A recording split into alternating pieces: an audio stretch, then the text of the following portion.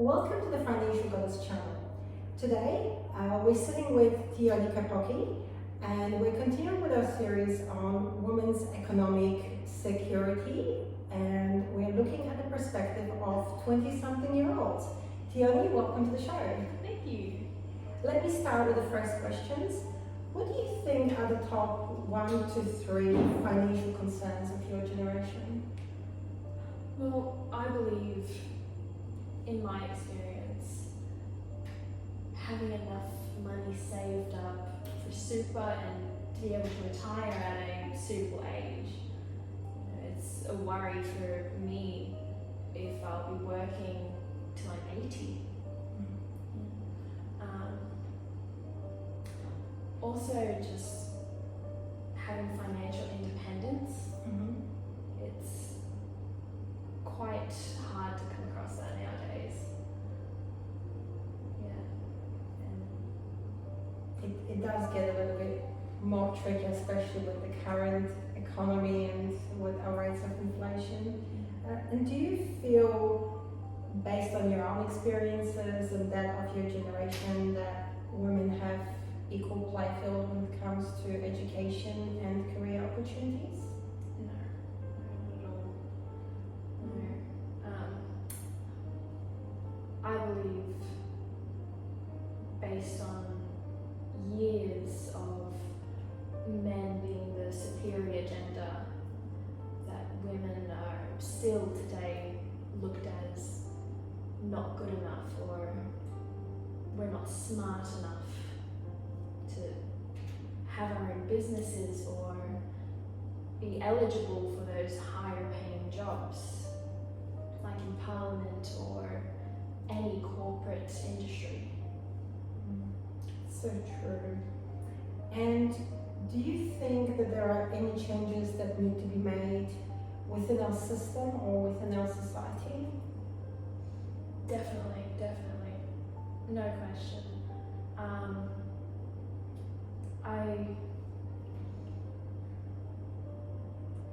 a good question. I think with our education, it should be more accessible. I go to uni and there's so many more men at uni because women are just, it's hard for us. There's less women at uni because they're at home looking after kids, or they're trying to earn a living, and it's just so much harder. So I think education needs to be more accessible to everyone. Okay, thank you for that. And in terms of any changes to our society and how society views women, do you think that there's a room for improvement with that? Definitely. I think, again, because men have been looked at as superior,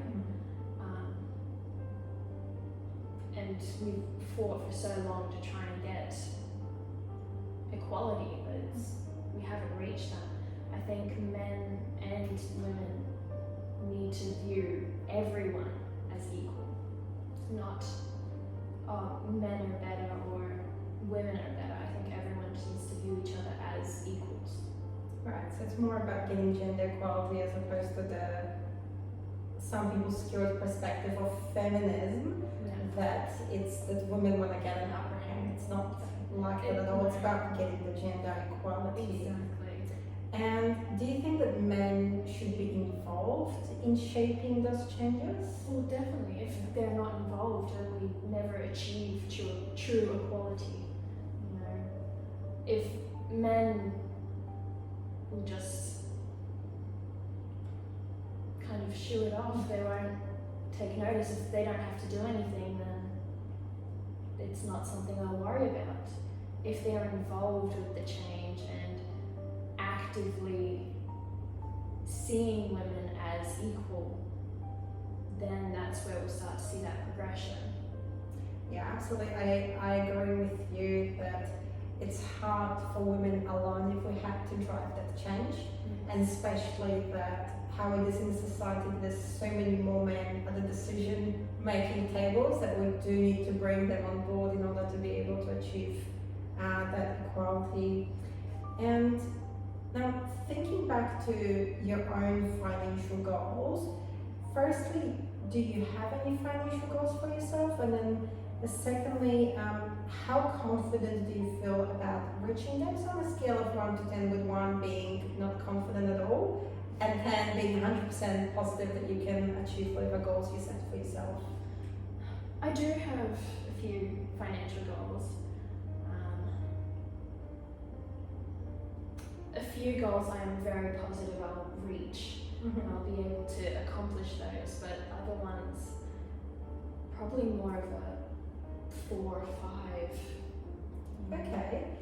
And now thinking about that score of 4 or 5 that you've mentioned for your financial goals, is that mainly based on internal factors such as your skills or experience, or is it mainly based on external factors such as government policies or availability of childcare, for example?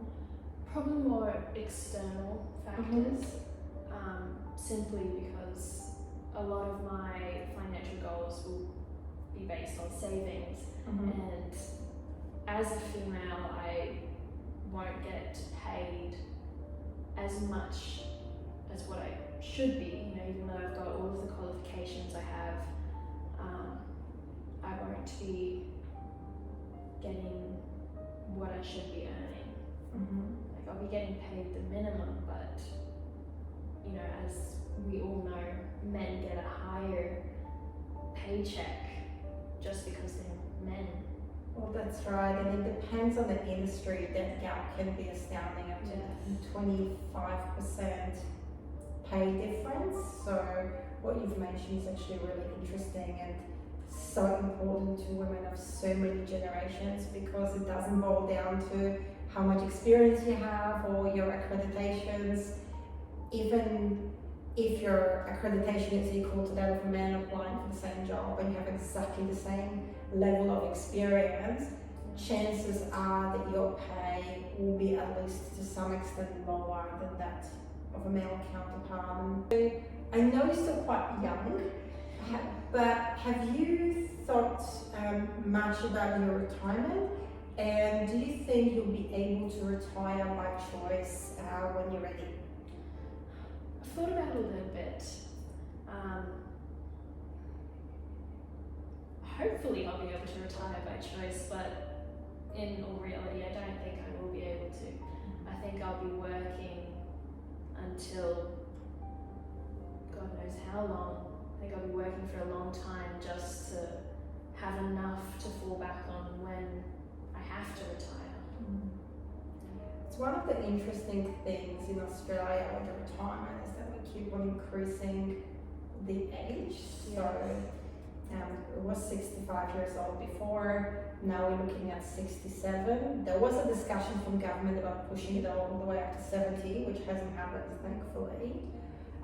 But it definitely doesn't take into consideration how hard people work. Since a blue collar worker works physically, their body is bound to run down a lot quicker than somebody that might be sitting like a politician in a high paid job with a better lifestyle and a lot less stress and a lot of physical demand. People in those jobs, you can often argue that they can last well into their 70s, and we've seen them stay in the top jobs as CEOs of the companies. So many white men in those positions, right? That they don't want to retire. But if you then compare it to somebody that might be working a hands-on job in hospitality industry, for example, or aged care, of people that work with physical, mental disability, tradesmen, for example, these are not the jobs that you can physically continue to do until you're 67 or 70 years old.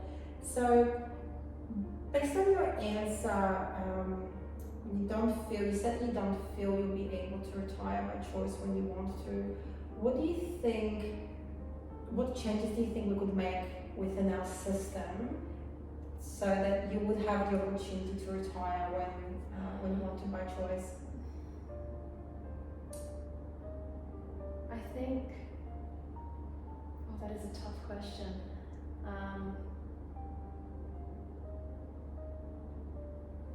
I believe if we kind of come to more of an equilibrium between how much people get paid and how much people are spending on just lifestyle things, or just basic things like buying groceries, paying for rent, trying to save for a house. If we kind of close the gap in between those two, I think we will start to see people retiring when they want to rather than working until they physically cannot. So you're talking about the cost of living, Yes. especially now with the increases to the cost of living. So every time you go to the grocery store and the prices go up, the rents even here in Cairns have significantly jumped up over the last 18 months. So what you're suggesting is that if the government could put policies in place where they're taming those prices and make the cost of living more affordable, then it will give people the opportunity to save up more money towards their retirement and effectively be able to retire Yeah. when they're ready, not be forced to keep working because the paycheck is just not It's not enough. That's right, it's not enough to keep up with the rate of inflation, and definitely not enough then to save up for a better quality of life. Yes. Thank you so much for your insights. Was there anything else that you wanted to add on the topic at all before we finish? I think we've covered everything. Oh, wonderful. Thank you so much for your time, Teoni. Thank you so much for having me. You're welcome. And next week we'll be looking at the 30 and the 40-year-olds perspective on a woman's economic security, so please stay tuned. If you enjoyed watching this series, don't forget to click on the subscribe button so you get a notification as soon as the new episodes are out. Thank you.